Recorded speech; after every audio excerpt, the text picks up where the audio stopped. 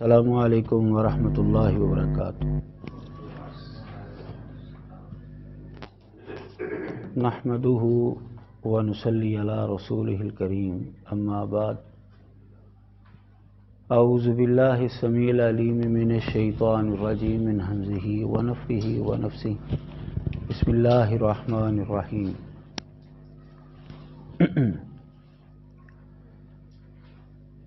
آج کا ہمارا موضوع ہے بہائیت کے حوالے سے۔ بہائیت کیا مذہب ہے،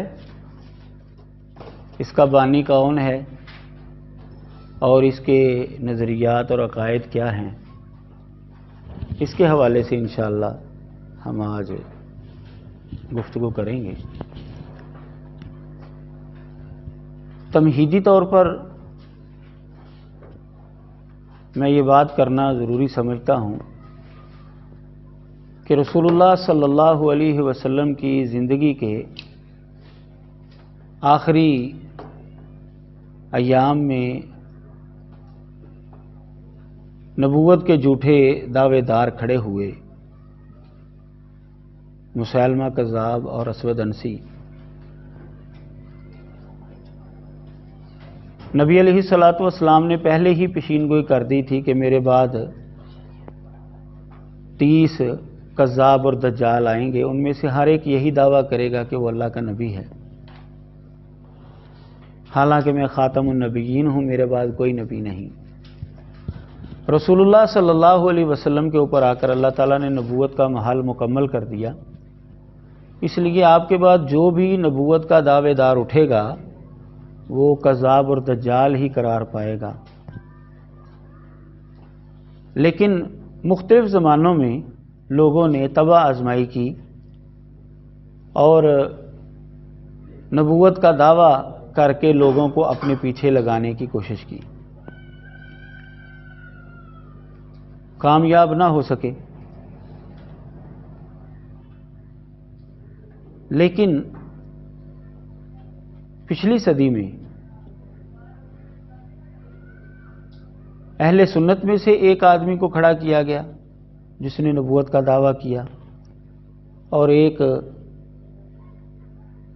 شیعہ حضرات میں سے بندے کو کھڑا کیا گیا۔ اہل سنت میں سے مرزا غلام احمد قادیانی کو اس نے دعویٰ کیا، لیکن دعویٰ کرنے کے بعد اس نے اپنے آپ کو اسلام سے الگ نہیں قرار دیا، اس نے اپنے آپ کو مسلمان ہی ظاہر کیا اور قرآن کو ہی بطور شریعت کے اس نے آگے چلایا۔ اس وجہ سے مسلمان اس کے دھوکے میں آ جاتے تھے، یعنی مسلمانوں کے لیے وہ زیادہ خطرناک ثابت ہوا کہ مسلمان جو ہیں وہ زیادہ اس کے پیروکار بنے، کیونکہ وہ اپنے آپ کو اسلام کے لبادے میں ہی پیش کرتا تھا۔ مسلمان سادہ لوگ وہ یہ سمجھتے تھے کہ شاید یہ بھی مسلمانوں کا ہی ایک فرقہ ہے، حالانکہ حقیقت حال اس کے برعکس تھی۔ جبکہ شیعہ حضرات میں سے جس آدمی کو کھڑا کیا گیا اس کا نام تھا مرزا حسین علی، اس کو بہاؤلہ کہا جاتا ہے۔ اس نے جب دعویٰ کیا تو دعوے کے بعد اس نے اپنے آپ کو اسلام سے الگ کر لیا۔ اس نے یہ کہا کہ اسلامی شریعت جو ہے وہ منسوخ ہو چکی ہے، اب میری شریعت جو ہے وہ چلے گی۔ تو مسلمانوں کے لیے یہ انسان مرزا قادیانی کے مقابلے میں کم خطرناک جو ہے وہ ثابت ہوا، کیونکہ جب وہ مسلمانوں سے بات کرتے ہیں اور یہ کہتے ہیں جی اسلام منسوخ ہو گیا، اب اسلام کے اوپر عمل نہیں ہوگا، تو سادہ لوگ مسلمان بھی وہ اسلام کی محبت کے اندر وہ اس بات کو تسلیم کرنے کے لیے تیار نہیں ہوتا۔ لیکن پھر بھی کئی قسمت کے مارے جو ہیں وہ اس کے پیچھے بھی چل نکلے۔ اب بھی موجود ہیں دنیا کے اندر یہ لوگ، یہاں لاہور میں بھی ان کا بہائی حال ہے۔ یہ گنگا رام ہسپتال کے ساتھ وارس روڈ اور گنگا رام ہسپتال کے درمیان جو ہے ایک گلی ہے، اس کے اندر ان کا بہائی حال ہے۔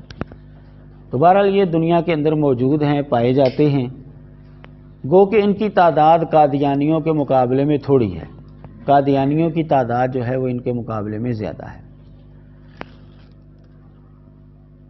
ہم آتے ہیں اس کے بانی کی طرف کہ اس کا نام تھا مرزا حسین علی بن مرزا عباس بزرگ نوری۔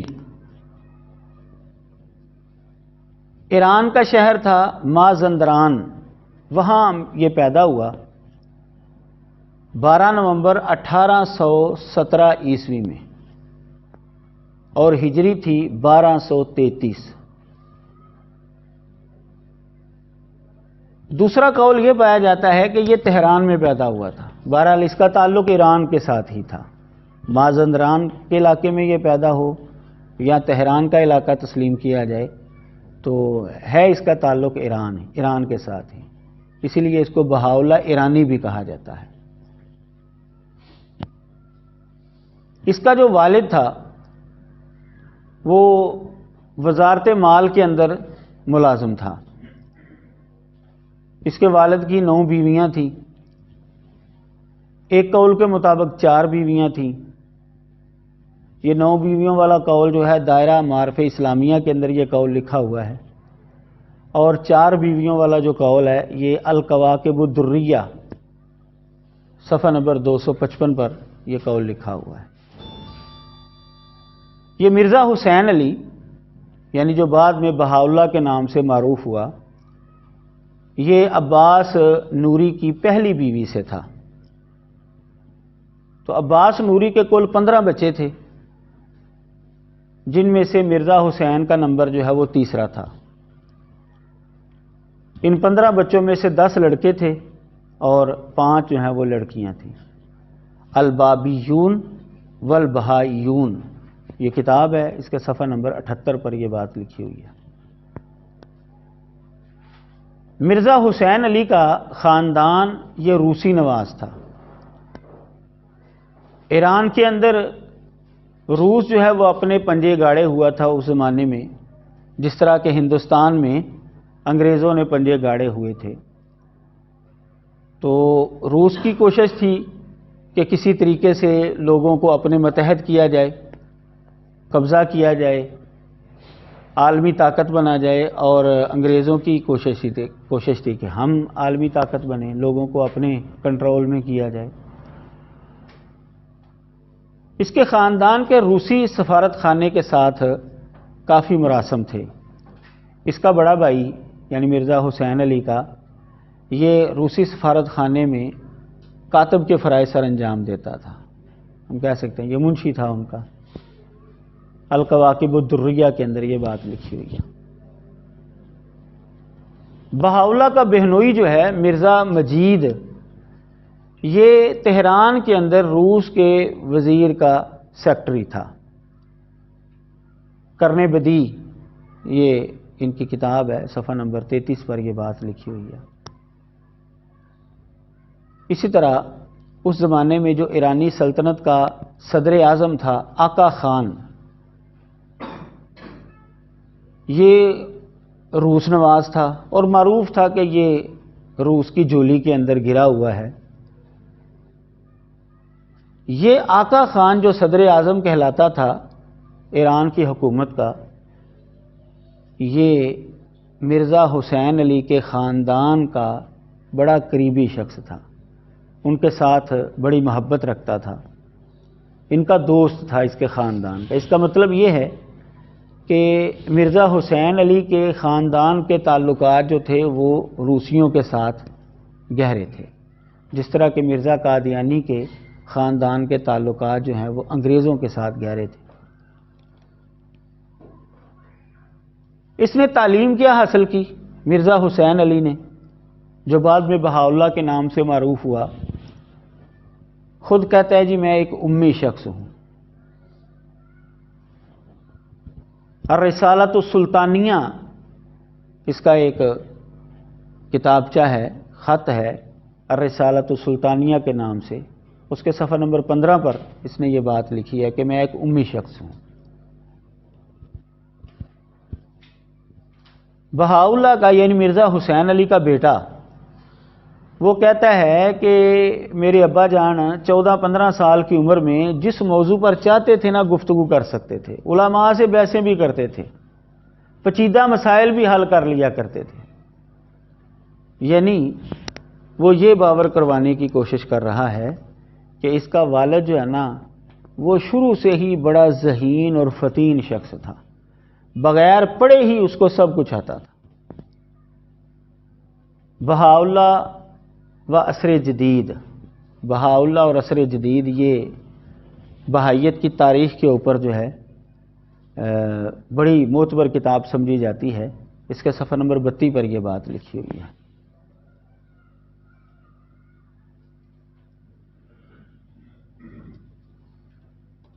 میرے خیال میں آپ پہلی دفعہ جو اس کے حوالے سے پڑھ سن رہے ہیں، اس سے پہلے آپ نے بہائیت کے حوالے سے کچھ نہیں، تو اس لیے آپ کو کچھ عجیب محسوس ہو رہا ہوگا کہ یہ بھی بندہ گزرا ہے تاریخ کے اندر۔ یہ شیعہ خاندان کے ساتھ چونکہ ان کا تعلق تھا، بہاؤاللہ سے پہلے ایک اور بندہ بھی آیا ہے، اس نے دعویٰ کیا ہے، اس کا نام تھا علی محمد۔ یہ بندہ جو ہے 1819 میں پیدا ہوا ہے، علی محمد۔ اس نے باب ہونے کا دعویٰ کیا ہے، یعنی بہاؤاللہ سے یہ 2 سال چھوٹا تھا۔ اس نے باب ہونے کا دعویٰ کیا۔ باب کا مطلب ہے آپ کو پتہ ہے دروازہ، تو ان کے ہاں 12واں امام جو ہے وہ غائب ہے، امام غائب ہے، آپ کو پتہ ہے نا، یہ تو شیعہ حضرات کے ہاں۔ تو اس نے یہ دعویٰ کیا کہ میں اس امام غائب کی باتیں جو ہیں وہ لوگوں تک پہنچاتا ہوں، اس لیے میں باب ہوں، میں امام غائب اور عوام کے درمیان ایک دروازہ ہوں۔ بعد میں اس نے خود جو ہے وہ امام غائب ہونے کا دعویٰ کر دیا۔ تو بہاؤاللہ نے اس کی تحریک کے بارے میں سنا تو اس کو قبول کر لیا، لیکن یہ بندہ جو ہے علی محمد باب سازشی ذہن کا تھا، حکومت کے خلاف اس نے اقدامات اٹھائے، اور جو شہنشاہ تھا اس کے اوپر قاتلانہ حملہ ہوا تو اس کے حملے کے اندر جو ہے اس کے پیروکار جو ہے وہ ملوث پائے گئے، جس کی وجہ سے اس کو بھی قتل کر دیا گیا۔ 1850 کے اندر اس کو قتل کر دیا گیا۔ اس نے 1844 کے اندر باب ہونے کا دعویٰ کیا تھا، لیکن 1850 کے اندر اس کو قتل کر دیا گیا۔ اس کے جو ابتدائی 18 شاگرد ہیں علی محمد باب کے، ان کو کہا جاتا ہے حروف حی، حی القیوم آتا ہے نا جی لفظ، حی، حروف حی، یا اس کے ابتدائی 18 شاگردوں کو کہا جاتا ہے جو اس کے ہاں بڑے معتبر سمجھے جاتے تھے۔ بہاؤاللہ ان 18 کے اندر بھی شامل نہیں ہے، یعنی بہاؤاللہ کا جو ہے نا وہ کھاتا وہ بہت نیچے تھا، حتیٰ کہ بہاؤاللہ کی اور علی محمد باب کی ملاقات بھی نہیں ہو سکی۔ اس نے بہاؤاللہ نے اس کی تحریک کے بارے میں سنا مرزا حسین علی نے، اور اس کو قبول کر لیا غیبی طور پر ہی، ملاقات بھی ثابت نہیں ہے، اور بہاؤاللہ اس کے خاص شاگردوں میں بھی شامل نہیں ہے، حروف حی کا وہ حصہ نہیں ہے۔ بہاؤاللہ نے بھی پیشین گوئی کی تھی کہ میرے بعد کوئی آئے گا، تو بلکہ اس نے اپنا وسیع قائم کیا تھا یحییٰ کو، مرزا یحییٰ کو۔ یہ مرزا یحییٰ جو ہے نا یہ بہاؤاللہ کا ستیلا بھائی تھا، اس کو لقب دیا تھا اس نے صبح ازل، صبح ازل کا لقب دیا تھا اس نے۔ تو مرزا یحییٰ جو ہے وہ اس کا وصی تھا، اس نے وصیت کی تھی کہ میرے بعد جو ہے نگران مرزا یحییٰ ہوگا۔ بہاؤاللہ جو ہے نا اس کو تیار کیا گیا، اس نے جو ہے وہ علی محمد باب کے بعد ایک نیا دعویٰ جو ہے وہ بنا لیا، من یظہرہ اللہ، کہ جو باب نے کہا تھا نا کہ من یظہرہ اللہ میرے بعد آئے گا، وہ کہتا ہے وہ میں ہوں، من یظہرہ اللہ، جس کا لفظی ترجمہ آپ کو پتہ ہی ہے، جس کو اللہ ظاہر کرے گا، وہ کہتا ہے جی میں ہوں وہ۔ یعنی بابیوں کو، علی محمد باب کے پیروکاروں کو کنٹرول کرنے کے لیے اس نے خود جو ہے وہ دعویٰ کر دیا۔ اس دعوے کی وجہ سے اس کا اور اس کے ستیلے بھائی کا بڑا شدید اختلاف ہو گیا، کیونکہ وہ وسیع تھا اس کا، علی محمد باب کا، تو وہ سمجھتا تھا کہ حق میرا ہے، لیکن قبضہ اس نے کر لیا، مرزا حسین علی نے۔ تو مرزا حسین علی کو اس دعوے کے بعد جو ہے وہ باب کا لقب جو ہے وہ دیا گیا، باب کا نہیں، بہاءاللہ کا لقب جو ہے یہ دیا گیا۔ اور یہ سب سے پہلے ایک خاتون تھی بابی مذہب کی، یعنی علی محمد باب کی ہی پیروکار تھی، اس خاتون نے، قرۃ العین اس کا نام تھا، اس نے یہ بہاءاللہ کا لقب جو ہے یہ مرزا حسین علی کو دیا، یعنی یہ اس کی پیروکار ہو گئی اور اس کو بہاءاللہ کا لقب دیا، تو وہاں سے یہ بہاءاللہ کے نام سے جو ہے معروف ہو گیا۔ اب مرزا حسین علی نام جو ہے، اس کا اصل نام جو ہے وہ کم لوگوں کو پتہ ہے، لیکن بہاءاللہ کا نام جو ہے یہ عام طور پر یہی لوگ جانتے ہیں۔ یہ اس کا نام نہیں تھا بلکہ اس کا لقب تھا، اور یہ قرۃ العین نام کی خاتون تھی جو کہ بڑی ایکٹیو تھی بابی مذہب کے اندر، تو اس نے اس کو قبول کیا اور اس کو بہاءاللہ کا لقب دیا اس نے۔ اس کا روسیوں کے ساتھ اس کا بھی گہرا تعلق تھا۔ جب بابیوں کے اوپر بڑی سختی ہوئی، ان کو قتل کیا جانے لگا، تو اس کو بچا لیا روسیوں نے، بہاءاللہ کو۔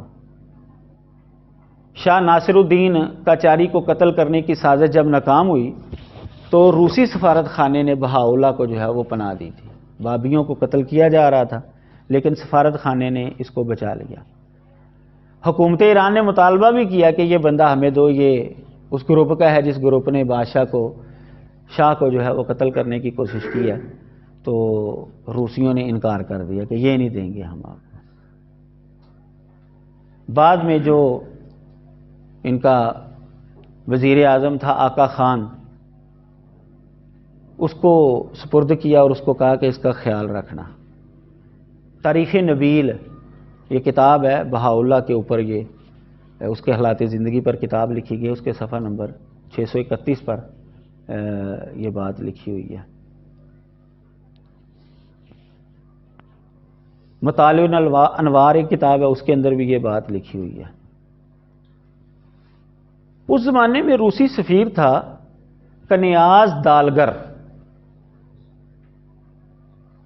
اس زمانے میں یہ روسی سفیر تھا ایران کے اندر۔ اس نے ڈائری لکھی، اس ڈائری کو روسی رسالے الشرق نے 1924 میں شائع کیا۔ تو اس ڈائری کے اندر اس نے یہ تسلیم کیا ہے کہ بابی مذہب اور بہائی مذہب کو تشکیل دینے کے اندر میرا حصہ ہے، جو کہ الشرق رسالہ روسی 1924 کے اندر شائع ہوا تھا، اس کے اندر وہ ڈائری بھی شائع ہوئی تھی، انہوں نے شائع کیا۔ اب بہائی لوگ جو ہیں وہ اپنے آپ کو بچانے کے لیے جو ہے وہ انکار کر دیتے ہیں اس ڈائری کا، وہ کہتے ہیں نہیں جی یہ ایسا معاملہ نہیں ہوا، ابھی یہ جھوٹ بولا گیا ہے، ہماری طرف جھوٹ منسوب کیا گیا۔ بہرحال روسی سفیر کی یہ ڈائری تھی اور روسیوں نے ہی یہ شائع کی اور اس کے اندر یہ بات موجود ہے۔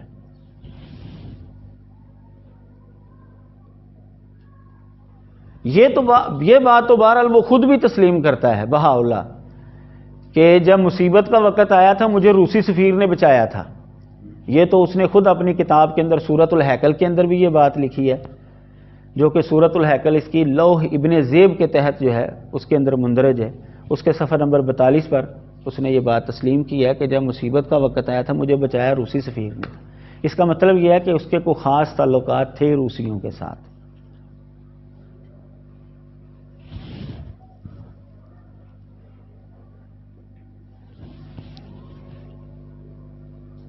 اس کو قتل تو نہیں کیا گیا بہاؤلہ کو، لیکن اس کو جلا وطن کر دیا گیا۔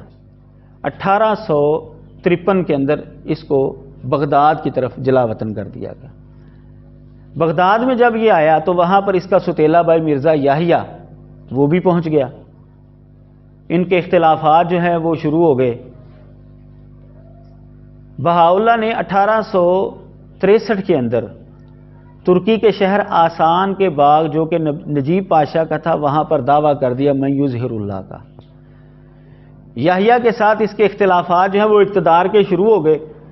وہ کہتا ہے میں کمان سنبھالوں گا جماعت کی، وہ کہتا ہے جی میں کمان سنبھالوں گا، تو یہ اختلافات ان کے شروع ہو گئے۔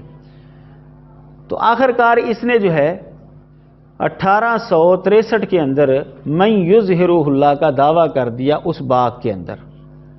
اس باغ کے اندر اس وقت یہ موجود تھا۔ اس باغ کو یہ باغ رضوان کہتے ہیں، اور ان دنوں کے اندر وہ سالانہ عید بھی مناتے ہیں، اس کو عید رضوان یہ لوگ کہتے ہیں۔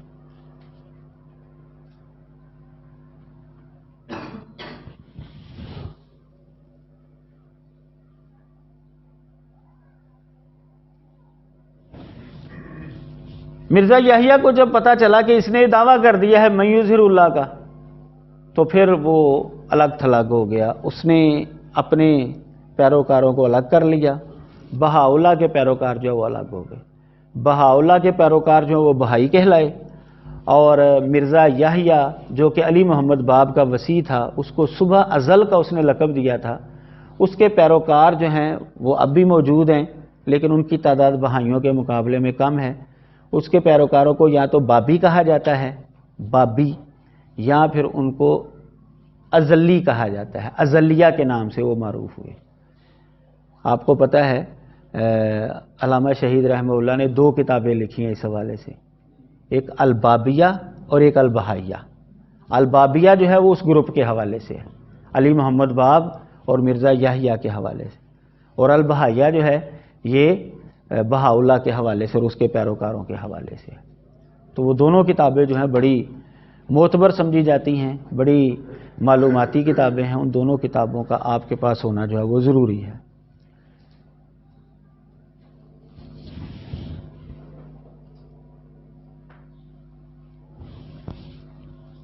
بہاؤلہ جو ہے یہ فلسطین کے اندر 28 مئی 1892 کو یہ مرا تھا، اور عکا کے اندر اس کو مدفون کیا گیا۔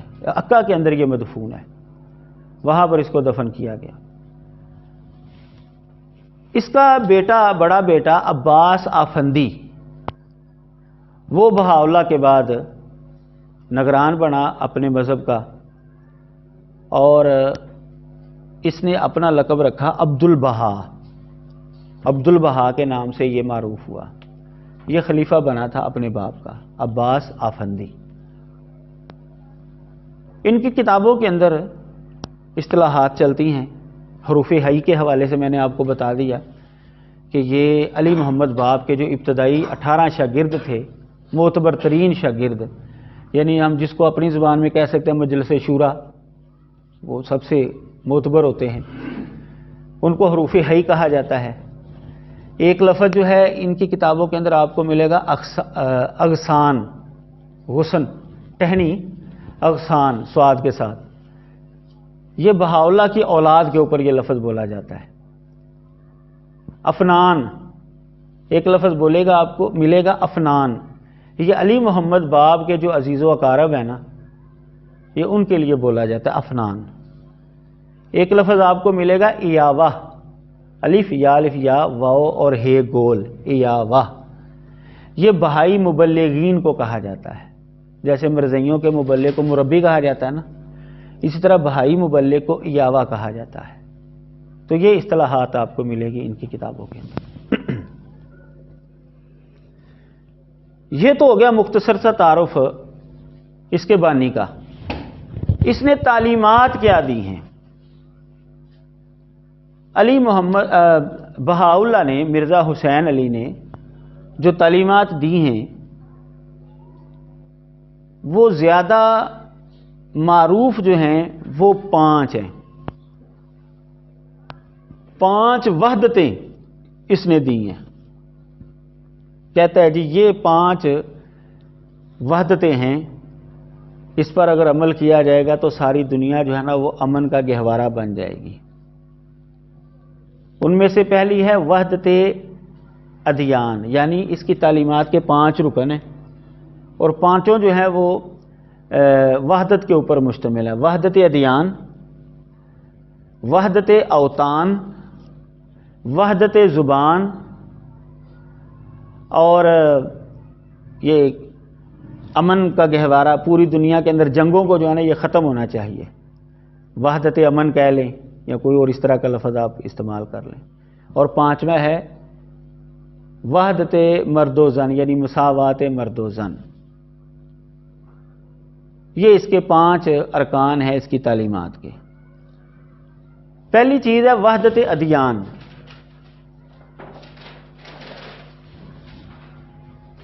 وحدت ادیان کا مطلب کیا ہے؟ اس کے 2 مفہوم جو ہیں لیے جا سکتے ہیں ان کے ہاں. ادیان کے مابین تقارب، عدم ٹکراؤ، عدم تعصب، ایک دوسرے کی تعلیمات کے اوپر تنقید نہ کرنا. یعنی ہر مذہب والا جو ہے وہ اپنے مذہب کے اوپر رہے اور دوسرے کے مذہب کو چھیڑے نہ، یعنی اپنے مذہب کو چھوڑو نہ اور دوسرے کے مذہب کو چھیڑو نہ. کسی کے مذہب کے اوپر تنقید نہ کی جائے. یہ ہے وحدت ادیان کا ایک مفہوم جو ان کے ہاں پایا جاتا ہے. نبذتم من تعالیم البہائیہ، یہ کتاب ہے، اس کے صفحہ نمبر 123 پر یہ بات لکھی ہوئی ہے. اگر یہ مفہوم لیا جائے تو اس مفہوم کے مطابق تو بہاءاللہ بذات خود اس کا مخالف تھا. کیوں؟ کہ وہ کہتا ہے مرزا یحییٰ کو نا، جو اس کا ستیلا بھائی تھا، اس کو قتل کروانے کی کوشش کی. تو جو بندے ناکام ہوئے نا اس کو قتل کرنے، تو ان کو ملعون قرار دیا اس نے کہ یہ کامیاب نہیں ہو سکے. کفر کرنے والا بھی کہا گیا ہے مرزا یحییٰ کو. مخالفین کے لیے اس نے خدا پر اعتماد نہ کرنے والا بھی کہا گیا ہے. یعنی اس طرح کے الفاظ جو ہے نا اس نے استعمال کیے ہیں. اپنے مخالفین کو ملعون بھی قرار دیا ہے، کفر کرنے والا بھی قرار دیا ہے، خدا پر اعتماد نہ کرنے والا، یعنی تنقید کر رہا ہے اپنے مخالفین کے اوپر. یہ آپ کو ملے گی تنقید اس کی مجموعہ الواح مبارکہ، بہاءاللہ کی ہیں. الواح مبارکہ کا مجموعہ شائع کیا انہوں نے. اس کے صفحہ نمبر 359 پر یہ الفاظ آپ کو مل جائیں گے. خود کہتا ہے کتاب اقدس کے اندر یہ قول لکھا ہوا ہے کہ جس نے اس دین سے منہ موڑا وہ جہنمیوں میں سے ہے. یعنی اپنے مخالفین کو وہ جہنمی بھی قرار دے رہا ہے. اشراقات بہاءاللہ کی کتاب، اس کے صفحہ نمبر 17 پر کہتا ہے کہ مجھے نہ ماننے والا مشرک ہے. یعنی اگر یہ مفہوم لیا جائے وحدت ادیان کا کہ اپنے مذہب کو چھوڑو نہ اور کسی کو چھیڑو نہ، تو بہاءاللہ بذات خود اس تعلیم کے مخالف ہے، وہ بھی اس پر عمل نہیں کر سکا. کلمات مکنونہ اس کی کتاب ہے، صفحہ نمبر 4 اور 5 پر جو ہے وہ لکھتا ہے کہ مسلمانوں کے پاس بیٹھنا نہیں ہے، ان کے ساتھ تعلقات نہیں بنانے. اگر یعنی یہ مفہوم لیا جائے تو بہاءاللہ خود جو ہے وہ اس تعلیم کے مخالف ہے. وحدت ادیان کا دوسرا مفہوم جو ان کے ہاں رائج ہے وہ یہ ہے کہ ایک ہی دین اور ایک ہی شریعت پر کاربند رہنا. یعنی بہاءاللہ کے اوپر ایمان لے آؤ سارے کے ساتھ، تو سب کا ایک ہی دین ہو جائے گا، ایک ہی مذہب ہو جائے گا. یہ اس کا مفہوم ہو سکتا ہے اس عبارت کا. اگر یہ مفہوم ہے تو پھر تو یہ سارے یہی دعویٰ کرتے ہیں کہ میرے پیچھے سارے چل پڑو، سارے اختلافات ختم ہو جائیں گے. مرزا قادیانی بھی یہی کہتا ہے، سچے نبی بھی یہی کہتے ہیں، جھوٹے دعوے دار بھی یہی کہتے ہیں. بس مجھے مان لو سارا کچھ ٹھیک ہو جائے گا، مجھے مان لو سارا کچھ ٹھیک ہو جائے گا.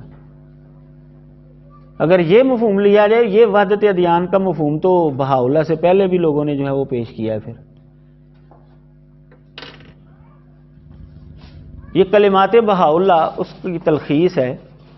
یہ بہاءاللہ اور عصر جدید صفحہ نمبر 121 پر جو ہے نا یہ بات لکھی ہوئی، وحدت ادیان کا یہ مفہوم.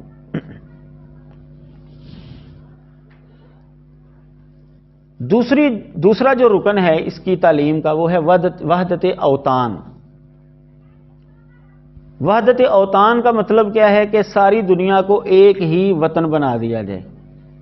ساری دنیا کو ایک ہی وطن بنا دیا جائے. اس کے پیچھے اس کا نظریہ تھا کہ روس کو جو ہے وہ کنٹرول دے دیا جائے ساری دنیا کا، اور ساری دنیا جو ہے وہ اس کے ماتحت آ جائے. تو یہ ظاہر ہے یہ روسی استعمار کے تعاون کے اندر اس نے یہ کام کیا. وحدت اوطان کا یہ لازمی نتیجہ یہ نکلا کہ کسی کے ساتھ تم جنگ نہیں کر سکتے، کسی کے ساتھ جہاد نہیں کر سکتے. اس نے جہاد کو جو ہے وہ منسوخ قرار دے دیا، حتیٰ کہ دفاعی جہاد بھی اس نے منسوخ کر دیا کہ اگر کوئی تمہارے اوپر حملہ کرتا ہے نا، تم مقابلے میں کھڑے نہیں ہو سکتے، بس خاموش ہو جاؤ. تو وحدت اوطان کا جو اس کا نظریہ ہے یہ اصل میں روس کو مدد اور تعاون کے لیے جو ہے اس نے یہ نظریہ قائم کیا. لیکن دوسری طرف اگر آپ دیکھیں گے تو خود جو ہے وہ غریب الوطنی کا رونا روتا ہے. اگر ساری دنیا کو وہ ایک ہی وطن بنانا چاہتا ہے تو جب اس کو ایران سے نکال دیا گیا تو پھر وہ کیوں روتا تھا کہ مجھے میرے ملک سے نکال دیا گیا؟ یعنی خود اس کے دل کے اندر بھی اپنے وطن کی محبت موجود تھی.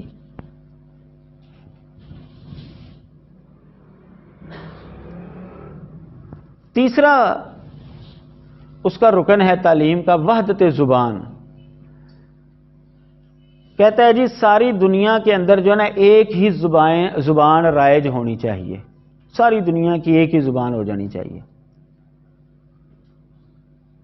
اس کے ذریعے جو ہے کہتے ہیں اس کے ذریعے جو ہے وہ ساری دنیا کے اندر اتحاد جو ہے وہ قائم ہو جائے گا. اگر ساری دنیا میں ایک ہی زبان ہو جائے گی تو اس کے ذریعے جو ہے وہ ساری دنیا کا اتحاد قائم ہو جائے گا. لیکن بذات خود یہ عمل نہیں کر سکا. کیوں؟ کہ جو اس کہتا ہے نا مجھے اوپر وحی نازل ہوئی ہے، وہ کبھی تو وحی اس پر نازل ہوتی تھی عربی زبان کے اندر، کبھی نازل ہوتی تھی فارسی زبان کے اندر. یعنی جس چیز کا وہ دعوے دار ہے اس کی وحی کے اندر بھی وہ چیز نہیں پائی جاتی، اور باقی رہ گیا کہ یہ وحدت زبان کی وجہ سے اتحاد قائم ہوگا، یہ مشاہدے کے خلاف ہے. ایک زبان والے لڑتے نہیں آپس میں، ایک زبان والے لڑتے ہیں. دیکھ لیں ہر ملک کے اندر جو ہے وہ زبان ان کی ایک ہی ہے لیکن لڑ رہے ہوتے ہیں کسی نہ کسی بات کے اوپر. ہم بلکہ ایک گھر کے اندر بھائی آپس میں لڑ جاتے ہیں، لڑ پڑتے ہیں. یہ زبان کیا بلکہ ماں باپ بھی ایک ہی ہے تو پھر بھی لڑائی ہو جاتی ہے. بلکہ آپ قرآن مجید کو دیکھیں گے تو جو اللہ تعالیٰ نے انعام یاد کروایا ہے، وَاذْكُرُوا نِعْمَتَ اللَّهِ عَلَيْكُمْ إِذْ كُنْتُمْ أَعْدَاءً فَأَلَّفَ بَيْنَ قُلُوبِكُمْ فَأَصْبَحْتُمْ بِنِعْمَتِهِ إِخْوَانًا. سورہ آل عمران کی آیت نمبر 103 میں اس آیت کا پس منظر کیا ہے؟ وہ اوس اور خزرج جو ہے وہ ان کی لڑائی تھی، وہ تقریباً 100 سال سے زیادہ کا عرصہ ہو گیا تھا ان کو لڑے. وہ کون تھے؟ وہ ایک زبان والے تھے، عربی تھے وہ سارے، اور لڑائی لڑتے ان کو 100 سال سے زیادہ کا عرصہ ہو گیا تھا. اور اس کے مد مقابل دیکھیں نبی علیہ الصلوۃ والسلام کی مجلس کے اندر فارسی بھی بیٹھے ہوتے تھے، روم کے لوگ بھی بیٹھے ہوتے تھے، عربی بھی بیٹھے ہوتے تھے، کوئی اختلاف نہیں ہے. بلکہ قرآن مجید تو فرماتا ہے کہ یہ اللہ کی نشانیوں میں سے ہے زبانوں کا مختلف ہونا، یہ اللہ کی آیات میں سے ہے. تو زبانوں کا اتحاد، زبان کا ایک ہونا، پوری دنیا کے اوپر ایک زبان کا رائج ہونا کہ ساری دنیا متحد ہو سکتی ہے، یہ فلسفہ ہی غلط ہے، یہ مشاہدے کے خلاف ہے، اور ایسا جو ہے یہ ممکن ہی نہیں ہے. اور اگر یہ بہت شاندار تعلیم ہے وحدت زبان والی، تو بہاءاللہ سے پہلے ایک بندہ گزرا ہے، اس نے یہ فلسفہ جو ہے وہ پیش کیا تھا کہ زبان جو ہے وہ ایک ہونی چاہیے، بلکہ اس نے تو باقاعدہ زبان جو ہے وہ متعارف بھی کروائی تھی، عالمی زبان۔ ڈاکٹر زامنہوف، یہ ہالینڈ کا ماہر لسانیات تھا، ڈاکٹر زامنہوف، اس نے عالمی زبان جو ہے اسپرانٹو، اس کو جو ہے وہ متعارف بھی کروایا تھا، جبکہ بہاءاللہ نے یہ کہہ تو دیا کہ زبان ایک ہونی چاہیے، لیکن کون سی، وہ زبان کو متعارف نہیں کروا سکا کہ عربی ہونی چاہیے یا انگریزی ہونی چاہیے یا فارسی، کوئی ایک زبان جو ہے وہ کہہ دیتا، لیکن وہ کسی زبان کو خاص بھی کر کے نہیں گیا، بس اس نے یہ کہا کہ زبان ایک ہونی چاہیے۔ تو یہ عملی طور پر جو ہے یہ تجربہ جو ہے لوگ کر چکے ہیں اور وہ ناکام ہو گئے ہیں اس کے اندر۔ تو یہ وحدت زبان والا نظریہ بھی یہ مشاہدے کے بھی خلاف ہے اور تجربے کے بھی خلاف ثابت ہو گیا ہے۔ اسی طرح اس نے ایک تو اس کے اوپر وحی جو ہے وہ مختلف زبانوں میں آتی تھی بقول اس کے، کبھی عربی میں کبھی فارسی میں، اور جو اس نے بذات خود خطوط لکھے مختلف لوگوں کو، وہ بھی کبھی عربی میں لکھتا تھا کبھی فارسی میں لکھتا تھا، یعنی بذات خود بھی جو ہے وہ اس کے اوپر عمل نہیں کر پایا۔ تیسرا جو اس کا ایجنڈا ہے، چوتھا جو اس کا ایجنڈا ہے وہ ہے عالمی امن۔ عالمی امن ہونا چاہیے، یعنی دنیا کے اندر جنگ جو ہے یہ ختم ہو جانی چاہیے، لڑائی ختم ہونی چاہیے۔ یہ ایک غیر فطری جو ہے یہ فلسفہ ہے، کیونکہ انسان کے اندر جو ہے دونوں فطرتیں پائی جاتی ہیں، رحم والی بھی اور غصے والی بھی، اور جہاں پر اس کا حق بنتا ہے بدلہ لینے کا، اس کو اختیار ہونا چاہیے کہ وہ بدلہ لے لے، وگرنہ انسان اگر وہ اپنے اس حص کو دبانے کی کوشش کرے گا تو ایک وقت آئے گا کہ وہ آپے سے باہر ہو جائے گا۔ اگر یہ عدم تشدد والا فلسفہ جو ہے یہ بڑا شاندار ہے تو پھر یہ بہاءاللہ نے نہیں پیش کیا، بلکہ اس سے پہلے بھی لوگ پیش کر چکے ہیں۔ بدھ مت کے اندر بدھا نے یہ پیش کیا ہے، اور بائبل کے اندر حضرت عیسیٰ علیہ السلام کے حوالے سے یہ بات لکھی ہوئی ہے کہ تمہاری ایک گال پر کوئی تھپڑ مارے تو دوسرا بھی آگے کر دو۔ یہ تو پھر بہاءاللہ سے پہلے جو ہے یہ تعلیم موجود ہے، تو پھر اس کا کمال کیا ہے؟ اس نے کون سی نئی تعلیم جو ہے وہ پیش کی ہے؟ بہرحال یہ تعلیم جو ہے اس کا مقصد بھی وہی، اصل میں روسیوں کو تقویت پہنچانا، جہاد بھی ختم کر دیا اس نے، دفاعی جہاد، حتیٰ کہ دفاعی جہاد بھی اس نے ختم، مرزا قادیانی نے بھی تو جہاد ختم کیا تھا، لیکن اس نے پھر بھی دفاعی جہاد کی جو ہے نا وہ گنجائش رکھی ہے۔ اس کی باتوں سے یہ بات اخذ ہو جاتی ہے، مرزائی آج بھی کہتے ہیں کہ نہیں، دفاعی طور پر جو ہے وہ جہاد کیا جا سکتا ہے، اقدامی جہاد جو ہے وہ ختم ہوا ہے، جبکہ اس نے دونوں شکلیں جو ہیں وہ ختم کر دی ہیں۔ اس نے یہ تو کہا ہے کہ عالمی امن ہونا چاہیے، جنگ جو ہے وہ ختم ہونی چاہیے، لیکن اس نے کوئی منصوبہ نہیں بتایا دنیا والوں کو، بھئی اس منصوبے پر عمل کرو گے تو تمہاری جنگیں جو ہیں وہ ختم ہو جائیں گی، کوئی منصوبہ نہیں بتا سکا یہ۔ پانچواں رکن اس کی تعلیم کا ہے مرد و زن کی مساوات، لیکن یہ خود بھی جو ہے اس پر عمل نہیں کر سکا، کیونکہ اس نے 2 شادیاں کی ہوئی تھیں، اور 2 شادیوں کی ان کے ہاں اجازت ہے، اس نے یہ بات لکھی ہے، اس کی کتاب کے اندر موجود ہے۔ تو کیا عورت بھی 2 مرد رکھ سکتی ہے؟ اگر برابری ہے تو پھر برابری ادھر کیوں نہیں ہے؟ یعنی یہ مساوات مرد و زن کا جو ہے نا یہ صرف نعرہ لگاتے ہیں لوگ، عملی طور پر اس کو ثابت نہیں کر سکتے، یہ صرف زبانی کلامی ہوتا ہے، بس صرف یہ ہے کہ اسلام کی تعلیمات کو مسخ کرنا جو ہے ان کا مقصد ہوتا ہے، لیکن عملی طور پر جو ہے وہ اس کو اپنی زندگی کے اندر جو ہے لاگو نہیں کر سکتے، کر کے دکھائیں۔ اگر ان کا مرد جو ہے وہ 2 عورتوں سے شادی کر سکتا ہے تو ان کی عورت کیا 2 مردوں کے ساتھ بیک وقت شادی کر سکتی ہے؟ 2 مرد رکھ سکتی ہے؟ نہیں مانیں گے، نہیں یہ تو نہیں طریقہ کار ٹھیک، بھائی یہ کیوں نہیں؟ مساوات تو پھر کرنی چاہیے تمہیں۔ اچھا جی،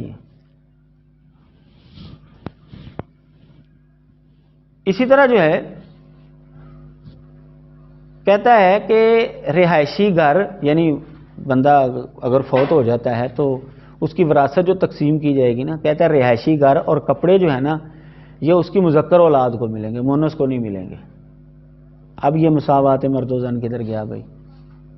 رہائشی گھر کی بھی وہ وراثت کے اندر حصے دار نہیں بن سکتی، اور جو کپڑے ہیں اس کے اندر بھی وہ حصے دار نہیں بن سکتی۔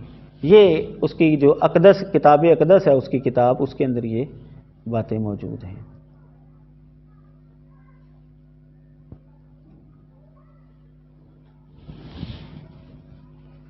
عورت کو نماز بھی معاف ہے مخصوص ایام میں، اور حج کی ویسے ہی معافی ہے، مرد کو معافی کوئی نہیں ہے، اور مرد جو ہے وہ نماز کی معافی اس کو کوئی نہیں ہے۔ یہاں پر بھی مساوات جو ہے وہ نہیں ہو سکتی۔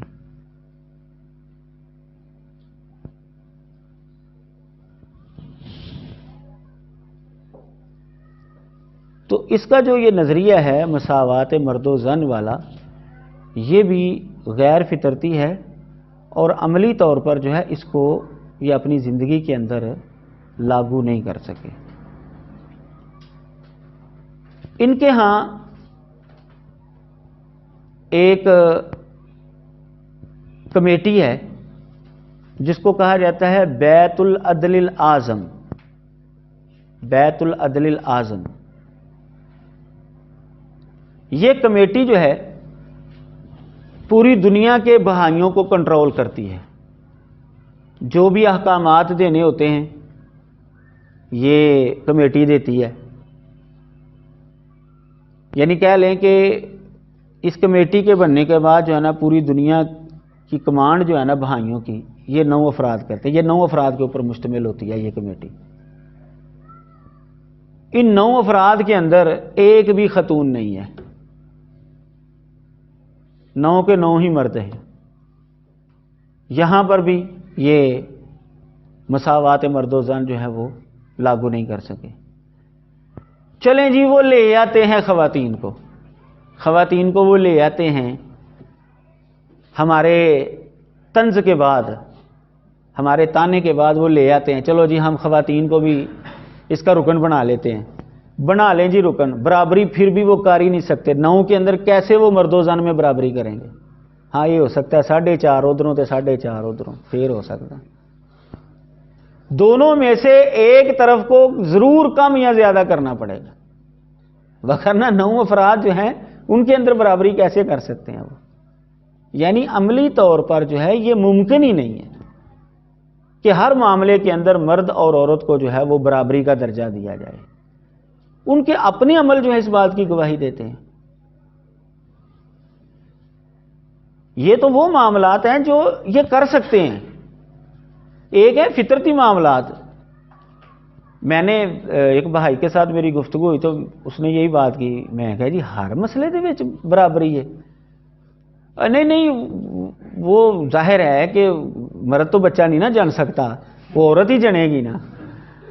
یعنی وہ اس طرح کی باتیں جو ہیں وہ نکال دیتے۔ چلیں ہم بھی اس طرح کی باتوں کو، جو فطرتی فرق ہے، فطرتی فرق بھی اس بات پر دلالت کرتا ہے کہ یہ دونوں برابر ہو ہی نہیں سکتے، یہ تو ایک دلیل ہے نا اس چیز کی، لیکن ہم اس کو ایک سائڈ پر رکھتے ہیں۔ یہ وہ معاملات میں نے آپ کے سامنے رکھے ہیں جن کے اندر یہ مساوات قائم کر سکتے تھے، لیکن کی نہیں، انہوں نے۔ اس کا مطلب یہ ہے کہ وہ بھی سمجھتے ہیں کہ یہ مساوات مرد و زن والا معاملہ جو ہے یہ نظریہ بھی غیر فطری ہے، اس کو عملی طور پر ثابت نہیں کیا جا سکتا۔ زبانی کلامی تو آپ بڑے فضائل بیان کر دیں گے، لیکن جب عملی طور پر کہا جائے کہ بتاؤ پھر ہر معاملے کے اندر کر کے دکھاؤ تم ہمیں، پھر وہاں پر جو ہے وہ ہاتھ اٹھا لیں گے، نہیں جی ایسا ہو نہیں سکتا۔ یہ بیت العدل الاعظم، یہ تو ہو گئے ان کے 5 ارکان تعلیم کے، بہاءاللہ کی تعلیم کے 5 رکن۔ ان کے ہاں ایک، جیسا کہ میں نے بتایا، ان کی کمیٹی ہے بیت العدل الاعظم۔ یہ بہائی مذہب کی مقننہ ہے، یہ ان کے لیے قانون بناتی ہے۔ اسے قانون منسوخ کرنے کا بھی اختیار حاصل ہے، نیا قانون بنانے کا بھی اختیار حاصل ہے۔ یعنی جیسے جسے ہم کہہ سکتے ہیں اتخذوا احبارہم و رہبانہم اربابا من دون اللہ، یہ قرآن مجید کی اس آیت کا عملی مشاہدہ ہم ان کو کہہ سکتے ہیں، یعنی یہ شریعت کے قوانین کو منسوخ بھی کر سکتے ہیں اور شریعت بنا بھی سکتے ہیں۔ یہ 9 افراد جو ہیں، ان کو چننے کے لیے خفیہ ووٹنگ ہوتی ہے، اور ہر شہر کے اندر ان کی کمیٹی بن جاتی ہے جہاں پر ان کے کم از کم 9 افراد جو ہیں وہ بہائی ہو جائیں۔ جہاں پر 9 افراد ان کے ہو جائیں گے نا کسی شہر کے اندر، تو وہاں پر ان کی کمیٹی بن جائے گی۔ 9 افراد سے اگر کم افراد ہیں نا تو وہاں پر ان کی کمیٹی نہیں بنے گی۔ تو خفیہ ووٹنگ ہوتی ہے، اس کمیٹی میں سے مخصوص افراد ووٹنگ کرتے ہیں، اور وہ 9 افراد جو ہیں ان کے حق میں، یعنی جن کو انہوں نے چننا ہوتا ہے ان کے حق میں وہ ووٹنگ کروائی جاتی ہے۔ جو کامیاب ہوتے ہیں پھر ان کو اس 9 افراد کے اندر شامل کیا جاتا ہے۔ یہ جو مقننہ ہے، یعنی ان کی یہ بیت العدل الاعظم، یہ اپریل 1963 میں مارد وجود کے اندر آئی تھی۔ انہیں سارے کام کرنے کا اختیار ہے، لیکن جو اس وقت بہائیوں کا سربراہ تھا نا، شوقی افندی، یہ بہاؤلا کا جو بیٹا تھا عبد البہا، اس کا یہ نواسہ تھا شوقی افندی۔ عبد البہا نے اپنے بعد جو ہے یہ شوقی افندی کو جو ہے وہ بہائیوں کا خلیفہ جو ہے وہ مقرر کیا، نگران مقرر کیا۔ تو اس مقننہ کو سارے کام کرنے کا جو ہے وہ اختیار حاصل ہے، صرف اس کو معزول نہیں کر سکتے، شوقی افندی کو، اس کو معزول یہ نہیں کر سکتے، یعنی حرف آخر جو ہے وہی ہے جو ان کا نگران اور خلیفہ ہے۔ لیکن اس کے مرنے کے بعد جو ہے نا، یہ بیت العدل الاعظم ہی یہ سارے مذہب کو چلا رہی ہے، ان کا کوئی فرد واحد جو ہے نا وہ نہیں ہے۔ فرد واحد ان کا بہاؤلا رہا، اس کے بعد اس کا بیٹا عبد البہا رہا ہے، پھر اس کے بعد شوقی افندی رہا ہے۔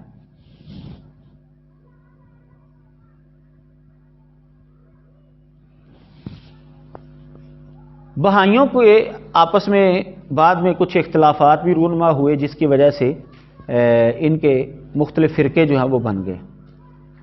عباس افندی جو ہے، یعنی عبد البہا، یہ بہاؤلا کا جو بیٹا تھا، اس کے پیروکاروں کو بہائی کہا جاتا ہے۔ عبد البہا یعنی عباس افندی کے بعد حق بنتا تھا بہاؤلا کے چھوٹے بیٹے کا، اس کا نام تھا مرزا محمد علی۔ تو مرزا محمد علی کو اس نے مقرر نہیں کیا، اپنے بعد وسیع نہیں بنایا، اس نے اپنے نواسے شوقی افندی کو بنایا، جس کی وجہ سے مرزا محمد علی جو ہے نا اس کا اختلاف ہو گیا، اور وہ اپنے بھائی سے الگ جو ہے وہ لوگوں کو لے کر ہو گیا، اس کا الگ فرقہ بن گیا۔ ان کو کہا جاتا ہے اہل توحید۔ مرزا محمد علی کے پیروکاروں کو کہا جاتا ہے اہل توحید۔ ایک ان میں آدمی ہوا جمشید مانی، بہائیوں میں ایک آدمی ہوا ہے جمشید مانی۔ اس نے 1966 میں یہ دعویٰ کیا کہ اللہ تعالیٰ نے مجھے آسمانوں کی سیر کروائی ہے، اور ایک فرقہ جو ہے اس نے، یعنی بہائیوں سے ایک الگ فرقہ بنا لیا، اس کا نام رکھا اس نے سماویہ، اور اس نے کہا کہ خدا نے مجھے آسمان کی سیر کروائی ہے تو میرا لقب خدا نے رکھ دیا ہے سماع اللہ، اللہ کا آسمان۔ تو اس کے پیروکاروں کو جو ہے وہ سماویہ کہا جاتا ہے، ایک نیا فرقہ جو ہے اس نے ترتیب دے لیا۔ مرزا احمد سہراب، یہ سہراب سائیکل ہوتی ہے نا، آپ نے سنی ہوگی، جی، بلکہ سہراب موٹر سائیکل بھی آئی تھی۔ مرزا احمد سہراب یہ بھی ایک آدمی ہوا ہے بہائیوں میں سے، اس نے شوقی افندی کی ولایت کا انکار کر دیا، اور اس نے الگ جو ہے ایک فرقہ بنا لیا، اس فرقے کو سہرابیہ فرقہ کہا جاتا ہے، سہرابیہ فرقہ۔ شوقی افندی کے بعد چونکہ کوئی فرد واحد اس مذہب کو چلانے والا خلیفہ مقرر نہیں ہوا تھا، وہ بیت العدل الاعظم جو ہے وہی اس کا نظام چلا رہی ہے آج تک، لیکن شوقی افندی کے بعد ایک آدمی میسن ریمی، اس نے دعویٰ کیا، یہ یورپ کا رہنے والا تھا، بہائی تھا، اس نے جو ہے وہ ولایت کا دعویٰ کر دیا کہ شوقی افندی کے بعد میں ولی امر اللہ ہوں، یہ ان کے ہاں لقب ہے، یعنی جس کو ہم خلیفہ نہیں کہہ سکتے، اپنی زبان میں خلیفہ کہتے ہیں، ان کے ہاں یہ لفظ چلتا ہے ولی امر اللہ، اللہ کے حکم کا ولی، نگران، ہم اس کو سمجھنے کے لیے اپنی زبان میں خلیفہ کہہ سکتے ہیں۔ تو اس نے ولی امر اللہ ہونے کا جو ہے نا وہ دعویٰ کر دیا کہ شوقی افندی کے بعد جو ہے نا میں ولی امر اللہ ہوں، یعنی یہ بہائی جو ہے نا میری پیروی کریں گے، میں ان کا خلیفہ ہوں۔ لیکن بیت اللہ دلیل اعظم مارز وجود کے اندر آ چکی تھی، انہوں نے تسلیم نہیں کیا اس کو۔ بہرحال کچھ اس کے بھی پیروکار جو ہیں وہ بن گئے۔ اس کے پیروکاروں کو اتباع الرئیس کہا جاتا ہے یا اتباع میسن ریمی کہا جاتا ہے۔ بہائی یہ کہتے ہیں کہ جب کسی مذہب نے ختم ہونا ہوتا ہے نا، اس کے فرقے بن جاتے ہیں۔ تو اسلام جو ہے نا یہ اب اس کے فرقے بن گئے ہیں، اس لیے یہ منسوخ ہو گیا، یہ ختم ہو گیا۔ تو جب ہمارا وقت آئے گا نا ختم ہونے کا، تو ہمارے بھی فرقے بن جائیں گے۔ تو عام چونکہ لوگوں کو مطالعہ نہیں ہوتا، وہ سمجھتے ہیں کہ بہائیوں کا کوئی فرقہ نہیں ہے۔ یہ فرقے شروع میں ہی بن گئے تھے، میں نے آپ کے سامنے یہ بتا دی۔ حالانکہ وہ مانتے ہیں کہ 1000 سال تک ہمارا مذہب چلے گا، 1000 سال کے بعد نیا مذہب آئے گا، اور دوسری طرف کہتے ہیں فرقے بن جائیں گے تو ہمارا مذہب ختم ہو جائے گا، اس کا اختتام کا زمانہ آ جائے گا، اور فرقے جو ہیں وہ تو شروع میں بن گئے تھے۔ اس کا مطلب یہ ہے کہ اس کے اختتام کا زمانہ جو ہے وہ شروع میں ہی آ گیا ہے۔ 1000 سال چلنے والا مسئلہ جو ہے یہ ان کا غلط ہے۔ بہرحال یہ ایک ان کے اندر فلسفہ پایا جاتا ہے۔ بہائی شریعت کے اندر قبلے کا بھی تصور ہے، لیکن ان کا قبلہ جو ہے وہ کون ہے؟ ان کا قبلہ بہاءاللہ ہے، وہ قبلہ ہے۔ جس شہر میں ہوتا تھا ادھر منہ کر کے نماز پڑھتے تھے، بذات خود بہاءاللہ چونکہ قبلہ تھا وہ نماز نہیں پڑھتا تھا، وہ کدھر منہ کر کے نماز پڑھتا۔ وہ جب مر گیا اس کو عکا کے اندر دفنایا گیا، اسرائیل کا جو شہر ہے، تو اب قبلہ جو ہے نا ان کا وہ ہے عکا شہر، اس کے اندر جو اس کی قبر ہے اس کی طرف رخ کر کے یہ عبادت کرتے ہیں، نماز پڑھتے ہیں۔ تو اپنے آپ کو یہ توحید بھی کہتے ہیں جی، توحید بھی بیان کرتے ہیں۔ ظاہر ہے کہ یہ اپنے آپ کو سلسلہ انبیاء کا ہی ایک جو ہے وہ کڑی قرار دیتا ہے۔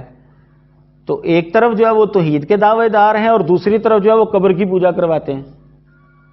یہ بڑی عجیب سی بات ہے۔ تو بہرحال ان کا جو قبلہ ہے نا وہ اس کا مزار ہے بہاءاللہ کا۔ یہ بہاءاللہ سے دعائیں بھی مانگتے ہیں۔ نماز، ان کی نماز جو ہے نا اس کا کوئی خاص طریقہ جو ہے وہ منقول نہیں ہے۔ وجہ اس کی یہ ہے کہ بہاءاللہ نے یہ کہا تھا کہ میں عن قریب نماز کا طریقہ جو ہے وہ بیان کروں گا، لیکن وہ بیان نہیں کر سکا۔ اچھا، عبد البہا کہتا ہے کہ اس نے طریقہ بیان کیا تھا، ایک لوح کے اندر، ایک تختی کے اندر کچھ ورقوں کے اوپر وہ طریقہ بیان کیا ہوا تھا، لیکن عہد توڑنے والے یعنی میرے چھوٹے بھائی مرزا محمد علی نے وہ چرا لی، اس لیے ہمارے پاس جو ہے نا وہ نماز کا کوئی خاص طریقہ جو ہے وہ نہیں ہے۔ وہ کہتا تھا کہ میں بیان کر دوں گا، وہ کر نہیں سکا، تو اب وہ الزام دھونے کے لیے عبد البہا نے کہا جی وہ کر تو دیا تھا لیکن وہ چوری ہو گیا۔ وہ طریقہ کیا ہے؟ چوری ہو گیا۔ لوح المنیر اصغر علی کی ایک کتاب ہے، اس کے اندر جو ہے یہ بات موجود ہے۔ اب نماز کا چونکہ خاص طریقہ کوئی نہیں ہے، باجماعت نماز انہوں نے منسوخ کر دی، نمازیں جو ہے وہ 3 کر دیں، صبح، زوال کے وقت اور شام کے وقت، اور تینوں فرض نہیں ہیں، تینوں میں سے کوئی ایک وقت کے اندر ایک نماز پڑھ لی جائے نا تو وہی کفایت کر جائے گی۔ اس کی 9 رکعات، بہاءاللہ نے یہ تو بتا دیا کہ نماز کے اندر 9 رکعات ہے، لیکن 9 رکعات ادا کیسے کرنی ہے کوئی پتہ نہیں، کیونکہ وہ طریقہ کار تو بتا نہیں سکا۔ نمازوں کے نام ہیں نماز کبیر، نماز وسطی اور نماز صغیر۔ ان میں سے کوئی ایک نماز پڑھ لی جائے تو وہ کافی ہے۔ میں نے کہا جی، میں نے ایک بھائی سے پوچھا یہ جو نماز کبیر یہاں بڑی نماز ہے، میں نے کہا یہ کتنی کو لمبی ہوتی ہے یہ آپ کی نماز؟ کہتا ہے یہ نماز کبیر جو ہے نا 2-3 منٹ میں ختم ہو جاتی۔ میں اچھا جی، واہ بڑی نماز ہے۔ اچھا نماز کبیر 2-3 منٹ میں ختم ہو جاتی ہے تو نماز صغیر کتنی ہوگی، نماز وسطیٰ کتنی ہوگی؟ آپ کو پتہ ہے کتنی ہے؟ سن لیں، اس کی طرف یعنی ان کے قبلے کی طرف منہ کرنا ہے اور یہ دعا پڑھنی ہے، شاہد اللہ انہ لا الہ الا هو المہیمن القیوم، نماز ختم، نماز ختم۔ مسافر کے لیے نماز کی معافی ہے، اگر اس نے پڑھنی ہے نا تو وہ سجدے میں جائے سبحان اللہ پڑھے، نماز ختم۔ مسافر جو ہے وہ نماز پڑھے گا تو صرف سجدے میں جائے گا، صرف ایک دفعہ سبحان اللہ پڑھے گا، اس کی نماز پوری ہو گئی۔ تو یہ ہے جی ان کی نماز۔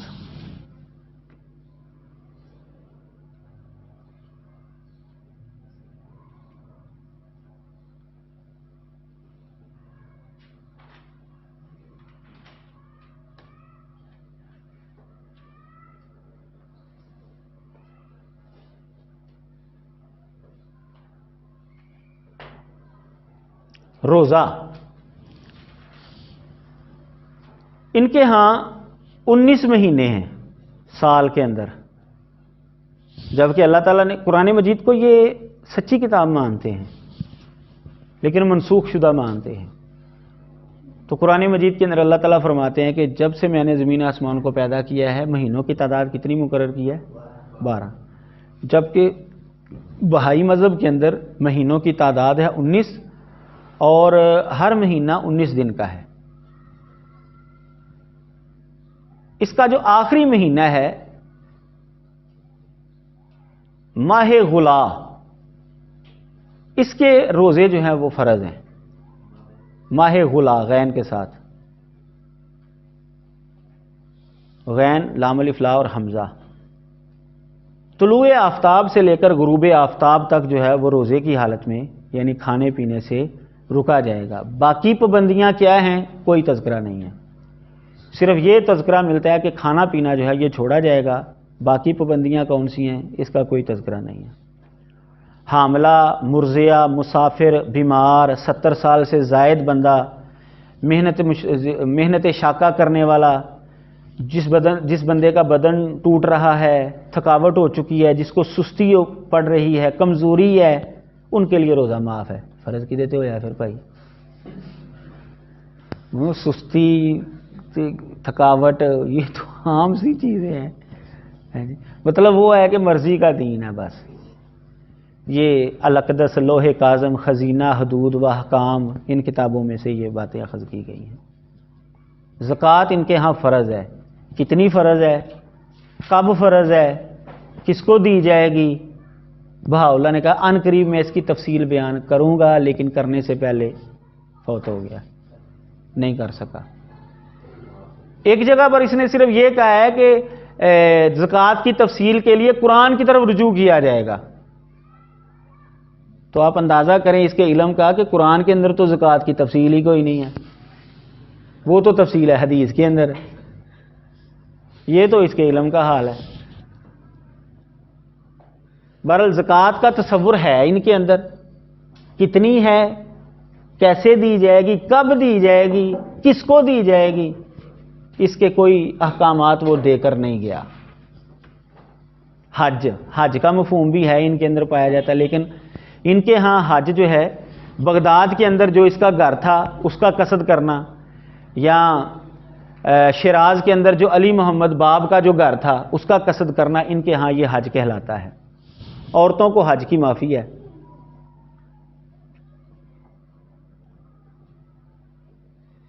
ان کے اندر 5 عیدیں پائی جاتی ہیں: عید نوروز، عید رضوان، عید میلاد الباب، عید میلاد مازندرانی یعنی بہاءاللہ کی پیدائش کا دن منانا، عید المبعث، یہ علی محمد باب شیرازی جو ہے اس نے جس دن دعوت کا آغاز کیا تھا اس دن کو جو ہے یہ عید مناتے ہیں۔ یہ 5 طرح کی عیدیں ان کے اندر پائی جاتی ہیں: عید نوروز، عید رضوان، عید میلاد الباب، عید میلاد مازندرانی یا عید میلاد بہاءاللہ، مازندرانی، یہ مازندرانی یہ بہاؤلہ کو کہا جاتا ہے، اور شیرازی جو ہے علی محمد باب کو کہا جاتا ہے۔ یہ الفاظ بھی آپ کو کئی کتابوں کے اندر ملیں گے، مازندرانی نے یہ کہا، شیرازی نے یہ کہا، وہ مخفف کے طور پر یہ لفظ بول دیا جاتا ہے۔ اور پانچویں عید المبعث، یہ علی محمد باب نے، شیرازی نے جس دن دعوت کا آغاز کیا تھا اس دن کو جو ہے وہ عید مناتے ہیں۔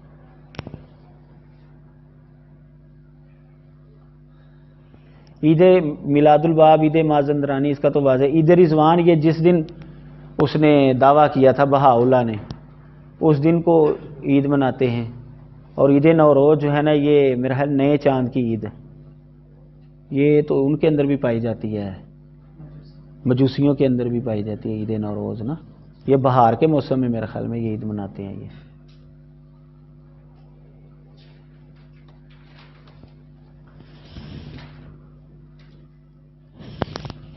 بہائیوں نے اپنے مذہب کو سچا ثابت کرنے کے لیے کچھ دلائل بھی جو ہیں وہ بنائے ہوئے ہیں، یعنی استدلال کیے ہوئے ہیں۔ آیت تو وہی قرآن مجید کی پیش کریں گے، لیکن اس سے استدلال وہ اپنا پیش کریں گے۔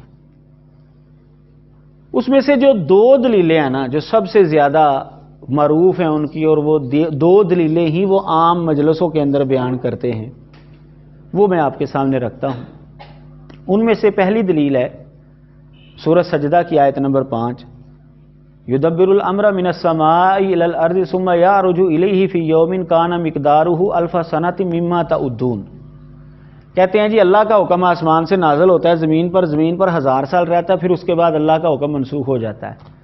تو اسلام جو ہے وہ آیا 1000 سال تک رہا، 1000 سال کے بعد وہ منسوخ ہو گیا، اور بہاؤلہ کا ایک نیا مذہب جو ہے وہ آ گیا ہے۔ وہ یہ استدلال کرتے ہیں اس آیت سے۔ نمبر 1، یا رجوع کا معنی منسوخ ہونا، اس کا جواب کیا ہے؟ یا رجوع کا معنی منسوخ ہونا یہ کسی عربی لغت کے اندر نہیں لکھا ہوا۔ نمبر 2، دوسرا جواب ہے سیاق و سباق اس معنی کی تائید نہیں کرتا کہ یہاں پر کوئی مذہب کے نسخ کی بات ہو رہی ہے، بلکہ یہاں پر جو اللہ کے حکم کے نفاذ کی بات ہو رہی ہے، مذہب کے منسوخ ہونے کی بات جو ہے وہ نہیں ہو رہی۔ تیسرا جواب یہ ہے کہ یہ دیگر قرآنی آیات کے خلاف ہے یہ استدلال، یہ مفہوم۔ وہ بھی مانتے ہیں کہ قرآن کے اندر تضاد نہیں ہے۔ اگر یہ مفہوم مانا جائے تو قرآن مجید کے اندر اللہ تعالیٰ فرماتے ہیں وَمَن يَبْتَغِ غَيْرَ الْإِسْلَامِ دِينًا فَلَن يُقْبَلَ مِنْهُ، ہرگز قبول نہیں کیا جائے گا اس سے، کوئی مدت کا تعین نہیں کیا گیا۔ ذَلِكَ الدِّينُ الْقَيِّمُ، یہ قائم رہنے والا دین ہے۔ یہ آیات بتاتی ہیں اِنَّا نَحْنُ نَزَّلْنَا الذِّكْرَ وَإِنَّا لَهُ لَحَافِظُونَ، یہ بتاتی ہیں کہ دین اسلام ہی آخر تک اب چلنے والا ہے، اس کے اندر نسخ نہیں ہوگا۔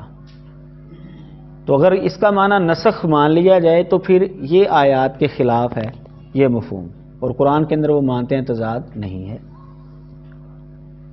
چوتھا جواب یہ ہے کہ کوئی بھی دین جب منسوخ ہوتا ہے نا، اس کی یا تو وجہ یہ ہوتی ہے کہ اس شریعت کے اندر لوگوں نے تحریف کر دی ہے، تو اللہ تعالیٰ نے پھر اس کو منسوخ کر کے نیا نبی اور نئی شریعت جو ہے وہ بھیج دی، یا پھر منسوخ اس لیے ہوتا ہے کہ وہ پہلا حکم جو ہے وہ کمزور ہے، وہ جدید دور کا مقابلہ نہیں کر سکتا۔ وہ اس زمانے کے لیے تو تھا، پرانے زمانے کے لیے، بعد کے زمانے کے اندر وہ کارگر نہیں ہو سکتا، تو پھر اللہ تعالیٰ اس کو منسوخ کر دیتا ہے۔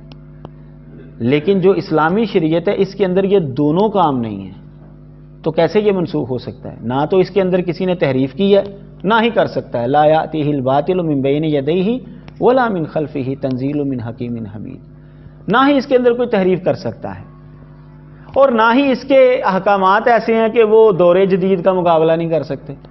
بالکل کر سکتے اور کر رہے ہیں۔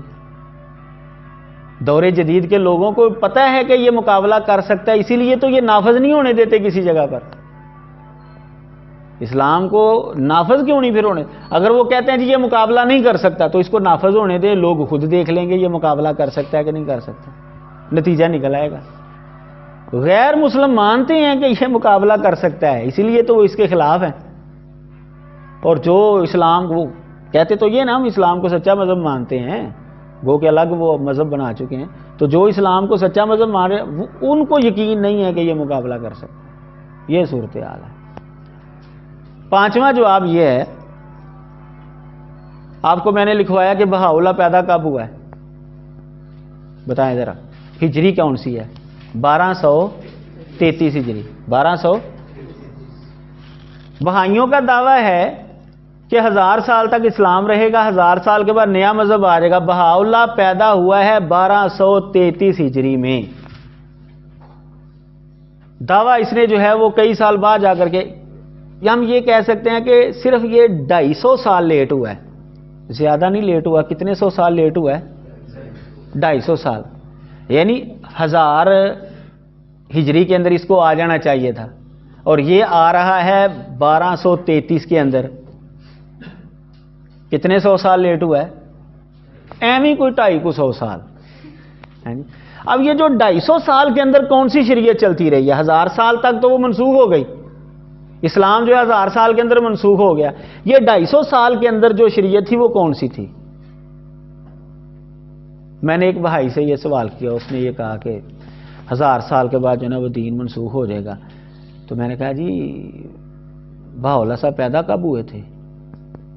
1200 کے بعد ہی. میں اس کا مطلب ہے کہ 200 سال بعد وہ آئے. ہاں جی. میں کہ 200 سال لیٹ ہو گئے. نہیں وہ اماموں کا زمانہ جو ہے نا وہ نکالا جائے گا درمیان میں سے. وہ 200 سال جو ہے اماموں کا، وہ جو 12 امام نہیں ہونا تھے، شیعہ تھے نا جی، ان کا زمانہ جو ہے وہ نکال میں ہے جی. یہ کتنے لکھا ہے کہ وہ 12 امامہ کا زمانہ کٹ کے تو پھر 1000 سال کاؤنٹ ہونا ہے؟ یہ کتنے لکھا ہے؟ یہ کسی جگہ پر بھی نہیں ہے. جو وہ استدلال کر رہے ہیں قرآن کی آیت کے اندر وہاں پر تو نہیں ہے، کسی اور جگہ پر بھی نہیں ہے. یہ صرف یہ ہے کہ اپنا الو سیدھا کرنے کے لیے جو ہے نا وہ جو اماموں کا زمانہ انہوں نے درمیان میں ڈال لیا ہے، حالانکہ اس کی کوئی دلیل نہیں ہے. تو جو انہوں نے استدلال کیا ہے اس کا پانچواں جواب یہ ہے کہ بہاؤلہ اس استدلال کے 250 سال کے بعد آیا ہے. معلوم ہوا کہ یہ بہاؤلہ جو ہے یہ جھوٹا ہے، یہ اپنے دعوے کے اندر سچا نہیں ہے. دوسری دلیل جو انہوں نے پیش کی ہے اسلام کے منسوخ ہونے کی، لکل امت اجل، کہ ہر امت کا ایک وقت مقررہ ہے. کہتے ہیں جب ہر امت کا وقت مقررہ ہے تو امت محمدیہ بھی ایک امت ہے، لہذا اس کا بھی ایک وقت مقرر ہے. یہ بھی ختم ہو جائے گی اور پھر نیا مذہب جو ہے وہ آ جائے گا. اگر آپ سیاق و سباق پڑھیں گے، پہلا جواب تو اس کا یہ ہے کہ اس آیت کا سیاق و سباق پڑھیں گے تو آپ کو پتہ چلے گا کہ یہاں پر دین کے منسوخ ہونے کی بات نہیں ہو رہی، بلکہ یہ نبی علیہ الصلوۃ والسلام کے مکذبین کی بات ہو رہی ہے کہ ان کا وقت جو ہے ایک مقرر ہے اور ان کو ختم کر دیا جائے گا. چلیں جی 1 منٹ کے لیے اگر ہم تسلیم کر بھی لیں کہ اس کا معنی جو ہے کہ یہ امت بھی ختم ہو جائے گی، ایک وقت آئے گا کہ یہ امت بھی ختم ہو جائے گی، تو کوئی گل نہیں. قیامت کے قریب جا کے مسلمان سارے ختم ہو جان گے، سارے کافر رہ جان گے، انہاں تے قیامت قائم ہو جائے گی، امت محمدیہ بھی ختم ہو جائے گی. یہ کیڑا مسئلہ ہے؟ امت محمدیہ کا بھی جی وقت مقرر ہے. کب تک؟ قیامت کے قریب تک سارے مسلمان ختم ہو جائیں گے، اور قیامت کن پر قائم ہوگی؟ خالص کافر. اس وقت دنیا میں کوئی بھی مسلمان نہیں ہوگا.